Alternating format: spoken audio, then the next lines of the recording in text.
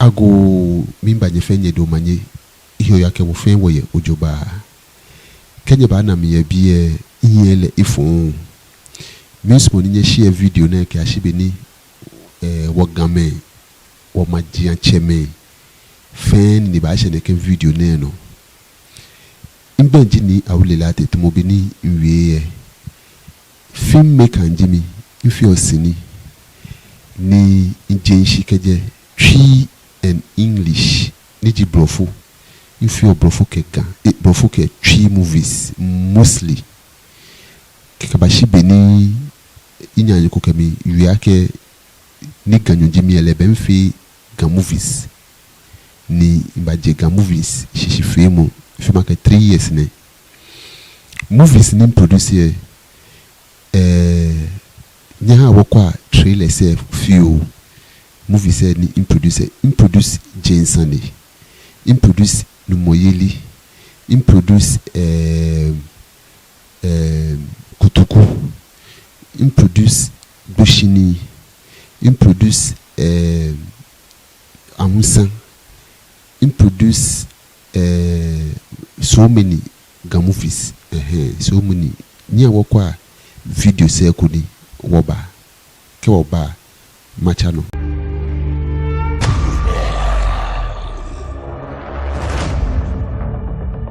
mini hude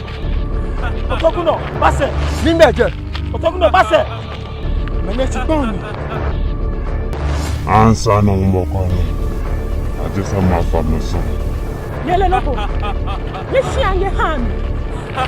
ikele ba pe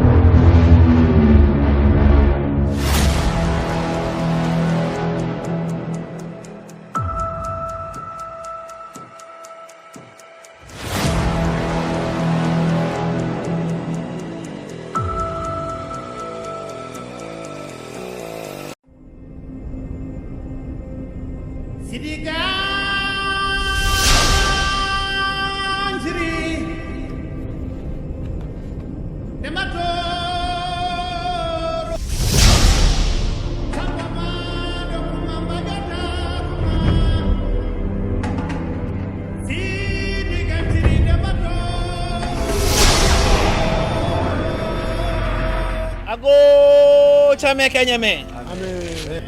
Mene ashime, mene ashi hogba.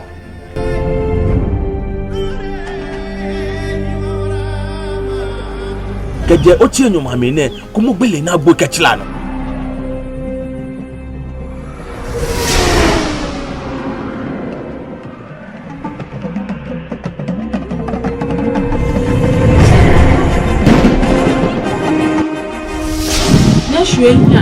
Hamanan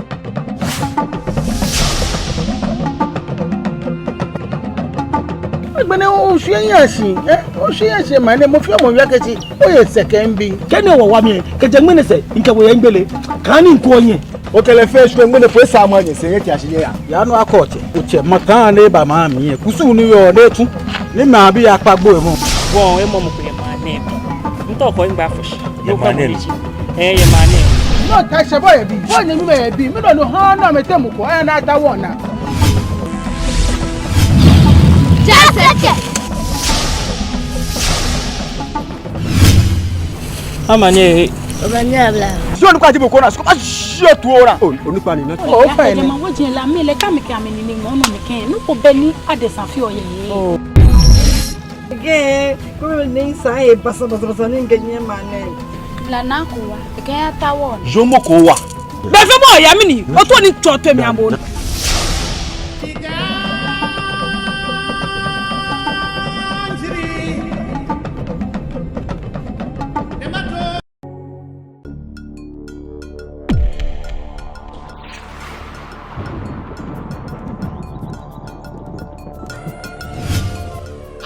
aye shinu nyanyo fobo ke chafemo echa subangba ga chon subangba nyayo na mo ko bana nye obo nga papa se yo opese pra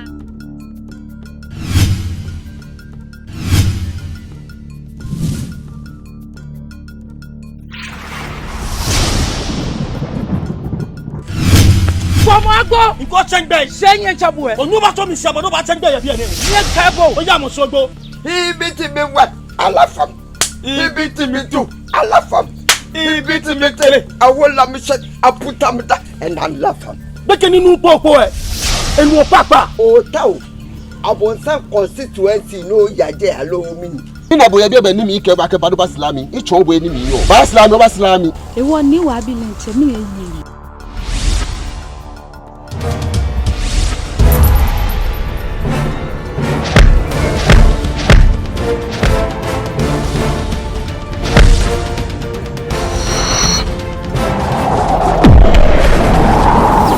Então, vou comer nem tava bem nem chame nem chone. Que manda me cara esse outro no chama me chumi, mami papa e chumi. O jaque mla. Beni bali asibie. Ke agbatu epe hinme enano. O keme. Aka jo ma lo ji mi akenke ma che gba Oluol. Afe atera. Ene lenkpene ya bo manyamanye. We ji na fi baba o ne wo nmele ke chu ese. Ni oṣù ewo wo si bi enmene wo si bi ewo afefe anye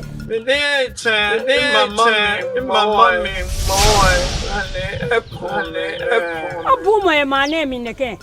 ajue lele ko baoshi kwa so ogbo obilana na chi blew na chi eye te se bo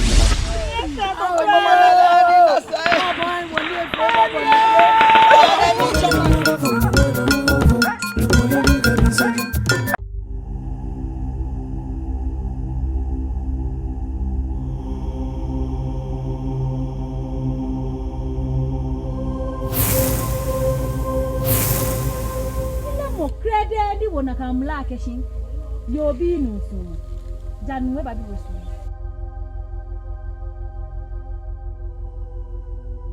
kebeni ayita wona kanzu aje ke ba hisia ne bi na ko hejole o bon onye hunu ni to plen no akeshi oba no oba ye nhyeku ami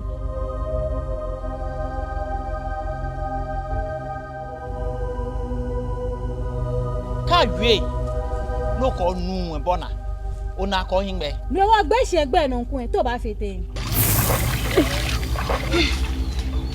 Biji o chegbe ona be na do ha bo ya na eje fun benu mi lo se adodo ha bo eje fun Papa fe zaza. bo ya bo ba before ba ke busy for nothing loko be mi e ja ko o ka adobo be do son adobo we o ye dwemu olu bububu na ka acho mo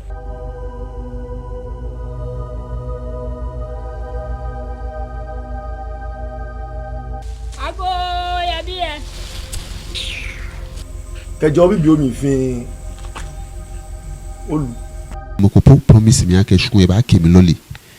ke so many things she because of nimba stop twi nimba boy Ghana fe mo ne lewun e ba forget me few ninka je wi ne ga movies ne nimba fe ne fe ife movies e pi nke han other Ghana TV stations amejio obunu especially obunu ke Omashi TV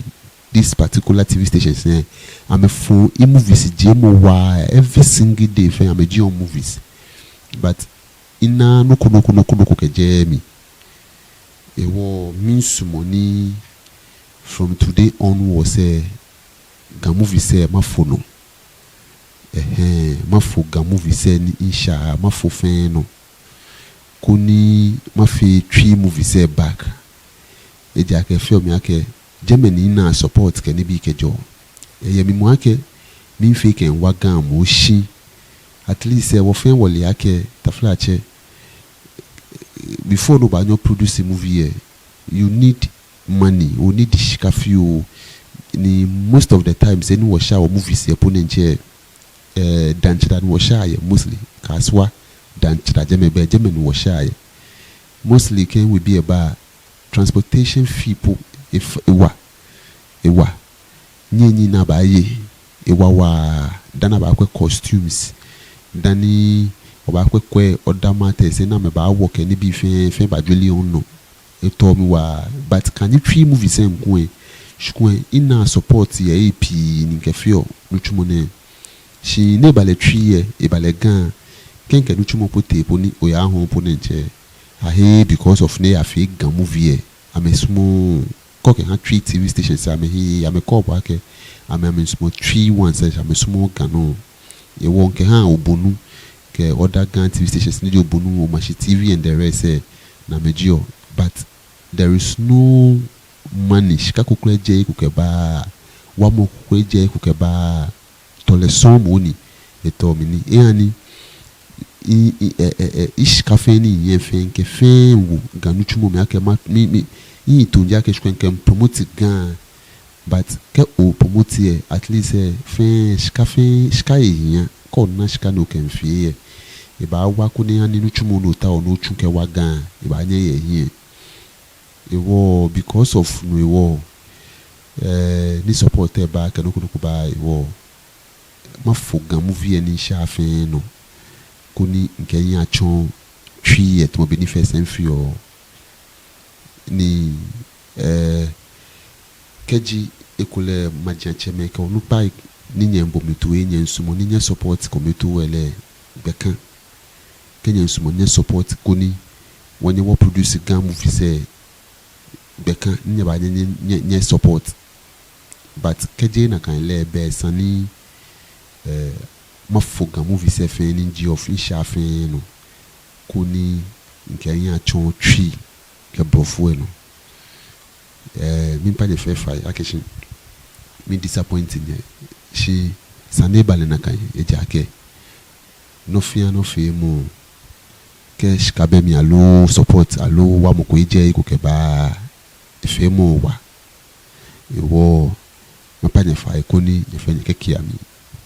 shi keje mene ke ya ga movie se mafufe no unless ekule mana support keje eku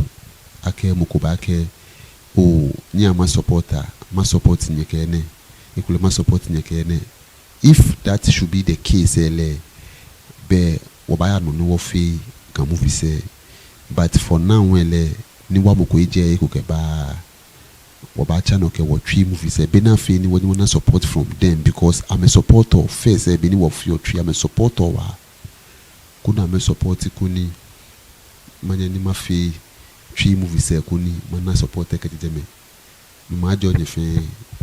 ni radon